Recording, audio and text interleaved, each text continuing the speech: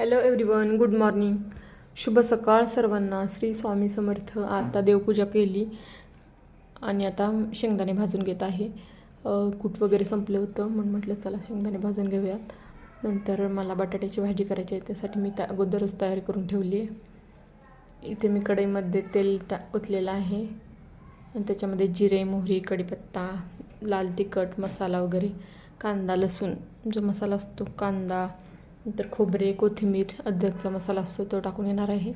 ही भाजी मी बटाट्याची गावरान पद्धतीने लपथपीत अशी करणार आहे. जास्त पातळ पण नाही आणि जास्त सुकी पण नाही, अशा पद्धतीने करणार आहे. याच्यामध्ये मी लाल तिखट वगैरे टाकून चांगली बटाटा टाकून चांगली परतून घेणार आहे आणि परतल्यानंतर पाणी ओतणार आहे. साल वगैरे नाही काढलेली.